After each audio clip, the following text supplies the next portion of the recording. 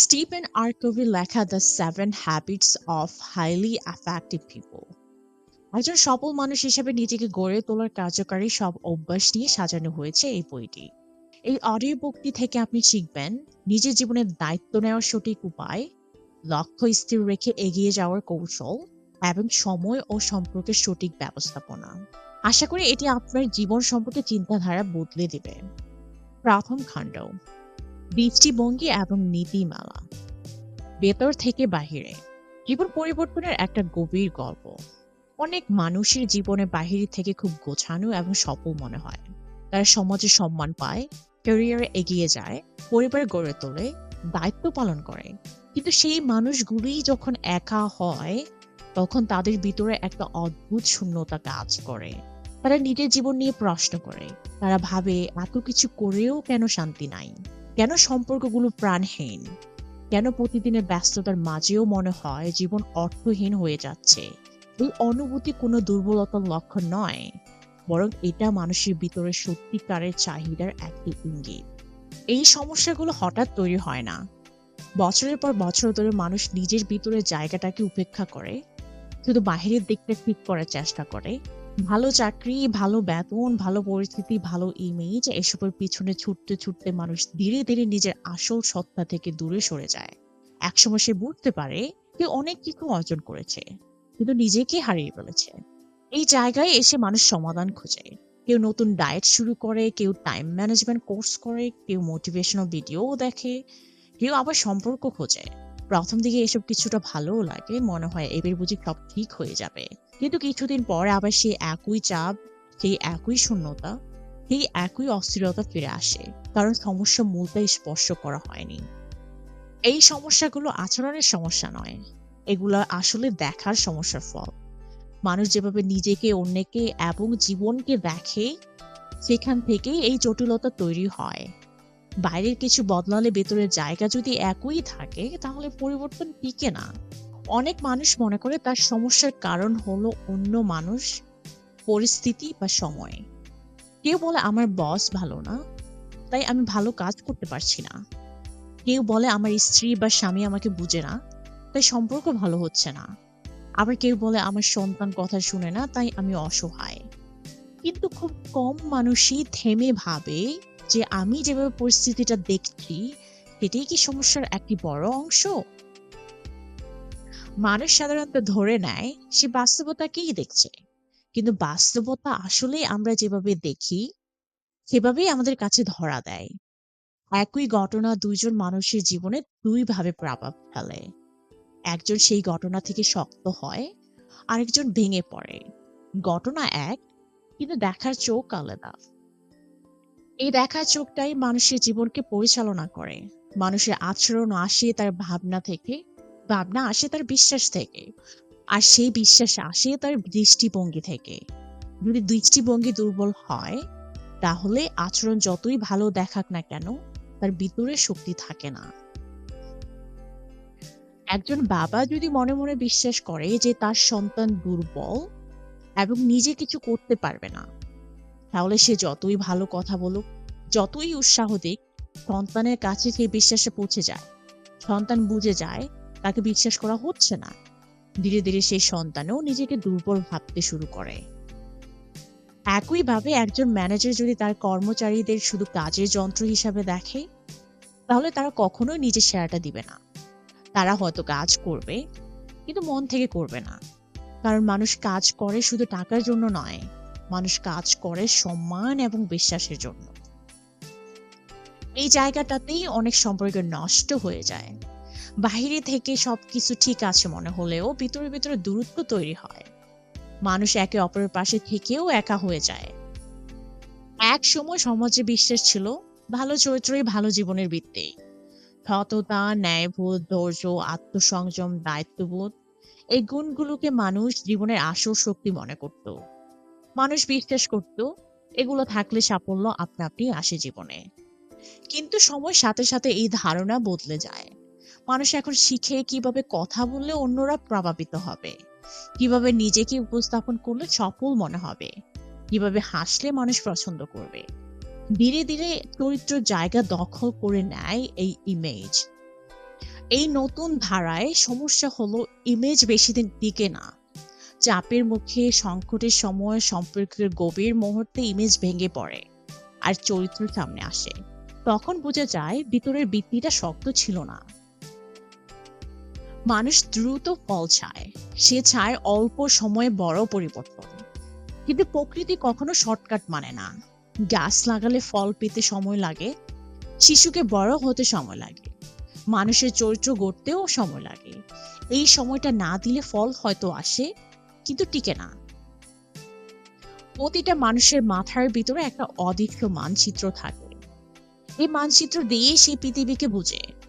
এই মানচিত্রই ঠিক করে দেয় তার কাছে কি ঠিক, কি ভুল, কি গুরুত্বপূর্ণ আর কি গুরুত্বহীন। সমস্যাটা হলো মানুষ খুব কম সময়ে এই মানচিত্রটাকে যাচাই করে।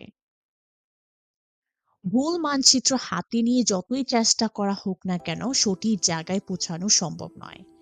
মানুষ তখন আরো দ্রুত দৌড়াতে থাকে, আরো বেশি চেষ্টা করে, কিন্তু তাতে শুধু ভুল দিকেই দ্রুত এগায়। যখন দৃষ্টিভঙ্গি বদলায় তখন অনুভূতিও বদলায়। একই পরিস্থিতি একসময় রাগ তৈরি করত, দৃষ্টিভঙ্গি বদলালে সেই একই পরিস্থিতি সহানুভূতি তৈরি করে। একই মানুষ একসময় বিরক্ত কর লাগতো, পরে বোঝাপড়া বাড়লে সেই মানুষই কষ্টে থাকা একজন মানুষ হিসাবে ধরা দেয়। এই পরিবর্তন বাইরে থেকে চাপ দিয়ে আনা যায় না, এটা আসে ভিতরের উপলব্ধি থেকে। মানুষ যখন পুরো ছবি দেখতে পায় তখন সে দ্রুত বিচার করা বন্ধ করে দেয়, তখন সম্পর্কের গভীরতা বাড়ে। জীবনের কিছু নীতি আছে যেগুলো সময়ের সাথে বদলায় না। সমাজ বদলায়, প্রযুক্তি বদলায়, জীবনযাত্রা বদলায়, কিন্তু ন্যায়, সততা, সম্মান, দায়িত্ব, পরিশ্রম, সেবা এই নীতিগুলো একই থাকে। মানুষ এই নীতিগুলো মেনে চললে জীবন এগায়, আর এগুলোর বিরুদ্ধে গেলে জীবন ভেঙে পড়ে। নীতিকে মানুষ ভাঙে না, মানুষ নীতির বিরুদ্ধে গিয়ে নিজেই ভেঙে পড়ে। এই নীতিগুলো ঠিক বাতিঘরের মতো, যা ঝড়ের মধ্যেও পথ দেখায়। অনেক মানুষ চায় তার জীবন বদলে যাক, কিন্তু সে নিজেকে বদলাতে চায় না। সে চায় অন্য মানুষ বদলাক, পরিস্থিতি বদলাক, সময় বদলাক। কিন্তু জীবন বদলাতে হলে আগে মানুষটাকেই বদলাতে হয়। যে মানুষ বিশ্বাসযোগ্য তার উপর মানুষ বিশ্বাস রাখে, যে মানুষ দায়িত্ববান তার উপর মানুষ নির্ভর করে, যে মানুষ সম্মান দেয় সে সম্মান পায়। এই পরিবর্তন বাইরে থেকে ভিতরে আসে না, এই পরিবর্তন আসে ভিতর থেকে বাহিরে। আসল বিজয় হলো নিজের সাথে নিজের কথা রাখা, নিজের আবেগ নিয়ন্ত্রণ করা, নিজের দৃষ্টিভঙ্গি ঠিক করা। এই ভিতরের বিজয়ের উপরেই দাঁড়িয়ে থাকে বাহিরের সব সাফল্য। এই প্রথম অধ্যায়ে আমাদের একটি গভীর সত্য শেখায়, জীবনের বড় পরিবর্তন শুরু হয় দৃষ্টিভঙ্গি থেকে। কৌশল শেখার আগে চরিত্র গড়তে হয়, অন্যকে বদলানোর আগে নিজেকে দেখতে হয়, বাহিরে যাওয়ার আগে ভিতরে তাকাতে হয়। এই ভিতরের পথটাই পুরো বইয়ের ভিত্তি। এই পথ ধরে এগোলেই পরের অভ্যাসগুলো অর্থ বয়ে হয়ে ওঠে। দ্বিতীয় খণ্ড, অভ্যাস 1, প্রতিরক্ষামূলক হন। ব্যক্তিগত দৃষ্টিভঙ্গির মূলনীতি। মানুষ যে নিজের চেষ্টায় নিজের জীবনকে উন্নত করতে পারে এর চেয়েও অনুপ্রেরণামূলক সত্য আর কিছুই হতে পারে না। Henry David Thoreau. আপনি যখন এই বইটি পড়ছেন অথবা শুনছেন তখন এক মুহূর্তের জন্য নিজেকে নিজের থেকে আলাদা করে ভাবার চেষ্টা করুন। কল্পনা করুন আপনি ঘরের এক কোণায় দাঁড়িয়ে নিজেকে নিজে দেখছেন, অথবা আপনি বসে বইটি পড়ছেন। নিজেকে কি অন্য কারো মতো করে দেখতে পাচ্ছেন? এবার অন্য কিছু ভাবুন। আপনার মনটা কেমন, আপনার বর্তমান মানসিক অবস্থা কেমন, সেটা কি আপনি বুঝতে পারছেন? এবার একটু চিন্তা করুন আপনার মস্তিষ্ক কিভাবে কাজ করছে। এটি কি খুব সজাগ, নাকি আপনি এই কথাগুলো শোনা এবং এর পিছনের মানে বুঝার মধ্যে দ্বিধাদ্বন্দ্বে আছেন? আপনি এই যে নিজের চিন্তা নিয়ে চিন্তা করতে পারলেন, এটা কেবল মানুষের পক্ষেই সম্ভব।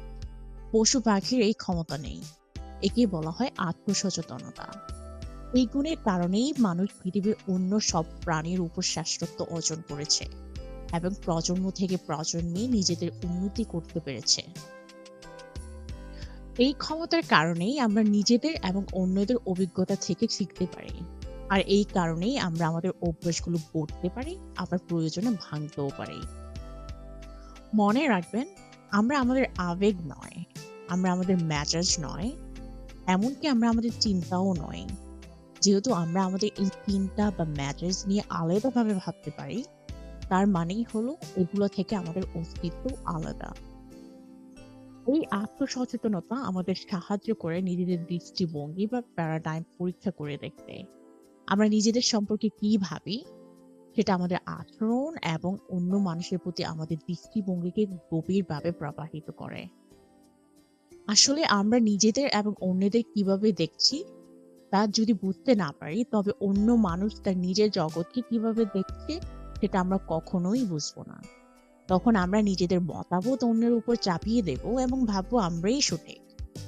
এই সীমাবদ্ধতা আমাদের ভিতরের সম্ভাবনাকে আটকে দেয় এবং অন্যদের সাথে সুসম্পর্ক গড়তে বাধা দেয়। কিন্তু মানুষের এই বিশেষ গুণ, আত্মসচেতনতা আছে বলেই আমরা আমাদের দৃষ্টিভঙ্গিগুলো যাচাই করতে পারি। আমরা বুঝতে পারি আমাদের চিন্তাগুলো কি বাস্তব ও সঠিক নীতির উপর ভিত্তি করে তৈরি, নাকি কেবল পরিবেশ বা পরিস্থিতির চাপে তৈরি হয়েছে। সামাজিক আয়না, দ্য সোশ্যাল মিরর। আমরা যদি নিজেদের কেবল সামাজিক আয়না দিয়ে দেখি, অর্থাৎ আমাদের চারপাশের মানুষ আমাদের নিয়ে কি ভাবছে বা কি বলছে তার উপর ভিত্তি করে নিজেদের বিচার করি, তবে সেই ধারণাটি হবে মেলায় থাকা আঁকা বাঁকা অদ্ভুত আয়নার মতো, যেখানে নিজেকে আসল চেহারা দেখা যায় না।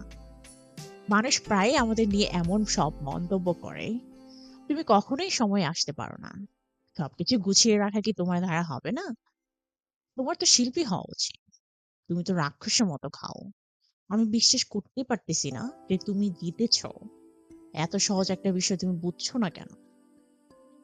এই কথাগুলো কিন্তু আমাদের আসল পরিচয় নয়।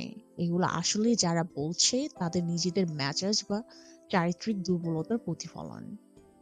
তারা তাদের নিজেদের দৃষ্টিভঙ্গি আমাদের উপর চাপিয়ে দিচ্ছে মাত্র। বর্তমান সমাজ আমাদের বিকৃত করাতে চায় যে আমরা আমাদের পরিবেশ বা পরিস্থিতির ফিকার।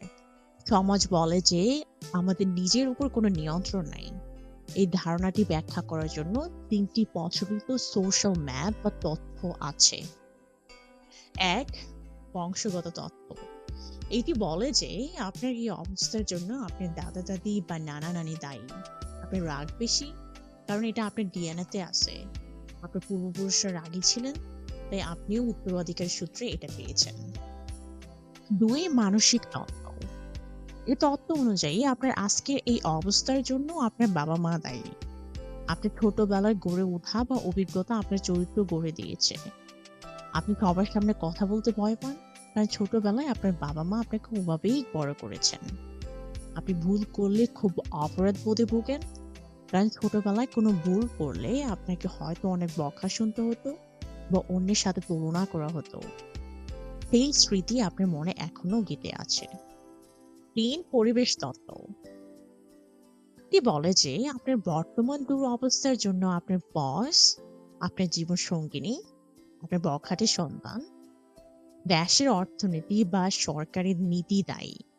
অর্থাৎ আপনার চারপাশে কেউ না কেউ বা কোনো পরিস্থিতি আপনার এই অবস্থার জন্য দায়ী।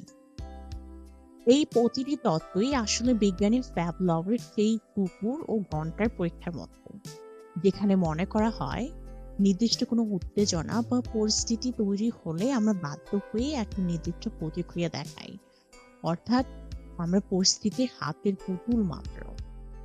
এখন প্রশ্ন হলো, এই যে ৩টি তত্ত্বের কথা আমরা শুনলাম, বংশগতি, মানসিকতা এবং পরিবেশ, এগুলো কি আসলেই সঠিক? এই সামাজিক আয়নাগুলো কি মানুষের আসল রূপ দেখতে পারে, নাকি আমরা এগুলো বিশ্বাস করি বলেই আমাদের সাথে এমনটা ঘটে? উদ্দীপনা এবং প্রতিক্রিয়ার মাঝখানে সেই শক্তি। এই প্রশ্নগুলোর উত্তর পেতে আমি আপনাদের ভিক্টর ফ্র্যাঙ্কলনের একটি অসাধারণ গল্প বলবো। ফ্র্যাঙ্কলন ছিলেন একজন মনোবিজ্ঞানী এবং ইহুদি। তিনি ফ্রয়েডীয় সাইকোলজিতে বিশ্বাসী ছিলেন, যা বলে আপনার ছোটবেলায় যা ঘটেছে সেটাই আপনার ভবিষ্যৎ নির্ধারণ করে দেয় এবং আপনি চাইলেও তা বদলাতে পারবেন না। দ্বিতীয় বিশ্বযুদ্ধের সময় ফ্র্যাঙ্কলনকে নাৎসি জার্মানির কনসেন্ট্রেশন ক্যাম্পে বন্দী করা হয়। সেখানে তাকে যে অবর্ণীয় কষ্টের মধ্যে দিয়ে যেতে হয়েছে তা ভাবলেও গা শিউরে ওঠে। তার বাবা-মা, ভাই এবং স্ত্রী সবাই সে ক্যাম্পে মারা যান, অথবা তাদের গ্যাস চেম্বারে পুড়িয়ে মারা হয়। একমাত্র বোন ছাড়া তার পরিবারের আর কেউই বেঁচে ছিল না। ফ্র্যাঙ্কলন নিজেও চরম নির্যাতন সহ করেছেন। তিনি জানতেন না পরের মুহূর্তে তাকে কি পুড়িয়ে মারা হবে নাকি মৃতদেহ সরানোর কাজে লাগানো হবে। একদিন একটি ছোট ঘরে সম্পূর্ণ নগ্ন আর একা অবস্থায় তিনি একটি অদ্ভুত জিনিস অনুভব করলেন। তিনি আবিষ্কার করলেন মানসিক শেষ স্বাধীনতা যা নাৎসিরা তার কাছ থেকে কেড়ে নিতে পারেনি। তারা তার চারপাশে পরিবেশ নিয়ন্ত্রণ করতে পারছিল, তার শরীরের উপর যা ইচ্ছা নির্যাতন করতে পারছিল, কিন্তু ভিক্টর ফ্র্যাঙ্কলিন নিজে একজন আত্মসচেতন মানুষ হিসাবে ভিতর থেকে নিজেকে পর্যবেক্ষণ করতে পারছিলেন।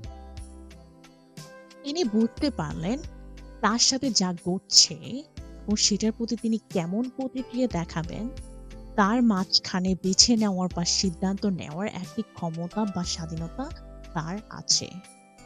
যে ভয়াবহ কষ্টের মধ্যেও ফ্র্যাঙ্কলিন কল্পনা করতেন তিনি যুদ্ধের পর মুক্ত হয়ে তার ছাত্রদের সামনে লেকচার দিচ্ছেন।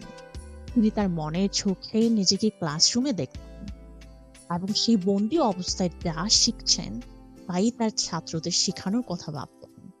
কল্পনা এবং স্মৃতি শক্তির মাধ্যমে তিনি তার ভিতরে সেই ছোট্ট স্বাধীনতার বীজটিকে চর্চা করতে থাকেন। ধীরে ধীরে সেটি এত বড় হয়ে যায় যে তার স্বাধীনতা নাৎসি রক্ষীদের চেয়েও বেড়ে যায়। রক্ষীদের হয়তো চলাফেরার স্বাধীনতা ছিল, কিন্তু ফ্র্যাঙ্কলিনের ছিল মানসিক শক্তি ও অভ্যন্তরীণ স্বাধীনতা। তিনি কেবল নিজে টিকে থাকেননি, বরং আশেপাশের অন্য বন্দীদেরও বেঁচে থাকার অনুপ্রেরণা দিয়েছেন। এমনকি কিছু রক্ষীও তার দ্বারা প্রভাবিত হয়েছিল। নরকতুল্য সেই পরিস্থিতির মাঝে থেকে ফ্র্যাঙ্কলিন মানুষের স্বভাব সম্পর্কে একটি চিরন্তন সত্য আবিষ্কার করেন। পরিস্থিতি এবং প্রতিক্রিয়ার মাঝখানে মানুষের সিদ্ধান্ত নেওয়ার স্বাধীনতা থাকে। এই সিদ্ধান্তের স্বাধীনতার মধ্যেই লুকিয়ে আছে আমাদের সেই গুণগুলো যা আমাদের মানুষ হিসাবে অনন্য করে তুলেছে, যেমন আত্মসচেতনতা, নিজেকে আলাদাভাবে দেখার ক্ষমতা, কল্পনা শক্তি, বর্তমান বাস্তবতার বাহিরে নতুন কিছু ভাবার ক্ষমতা, বিবেক, ভালো মন্দ পার্থক্য বোঝার ক্ষমতা, স্বাধীন ইচ্ছা, বাহিরের কোনো প্রভাব ছাড়াই নিজের সিদ্ধান্তে কাজ করার ক্ষমতা। পশুদের এই গুণগুলো নেই। কম্পিউটার দিয়ে উদাহরণ দিয়ে বলা যায়, পশুরা তাদের সহজাত প্রবৃত্তি বা ট্রেনিং অনুযায়ী চলে। তারা নিজেদের প্রোগ্রাম পরিবর্তন করতে পারে না, এমনকি তারা যে প্রোগ্রাম অনুযায়ী চলছে সেটা নিয়েও তারা সচেতন নয়। কিন্তু মানুষ তার নিজের প্রোগ্রাম নিজেই লিখতে পারে। মানুষ হিসেবে আমাদের এই যে বিশেষ গুণগুলো আছে সেগুলোর মাধ্যমে আমরা আমাদের জীবনের জন্য একদম নতুন প্রোগ্রাম বা নিয়ম লিখতে পারি। আমরা আমাদের সহজাত প্রবৃত্তি বা অতীতে পাওয়া ট্রেনিং এর বাইরে গিয়েও কাজ করতে পারি। আর ঠিক সেই কারণে পশুর ক্ষমতা সীমাবদ্ধ, কিন্তু মানুষের ক্ষমতা অসীম। কিন্তু আমরা যদি পশুর মতো কেবল আমাদের স্বভাব বা পরিস্থিতির দোহাই দিয়ে চলি, তবে আমরাও সীমাবদ্ধ হয়ে পড়ব। বিজ্ঞানীরা ইঁদুর, বানর বা কুকুরের উপর গবেষণা করে যে তত্ত্বগুলো দিয়েছেন সেগুলো মানুষের জন্য সবসময় খাটে না। কারণ মানুষের ইতিহাস এবং আমাদের নিজেদের সচেতনায় বলে দেয় যে আমরা পরিস্থিতির হাতের পুতুল নই। আমাদের এই বিশেষ গুণগুলোই আমাদের পশু জগৎ থেকে আলাদা করেছে। পরিস্থিতি এবং প্রতিক্রিয়ার মাঝখানে আমাদের যে বেছে নেওয়ার স্বাধীনতা আছে, এটাই মানুষের সবচেয়ে বড় শক্তি। প্রোডাক্টিভিটি বা উদ্যোগী হওয়া আসলে কি?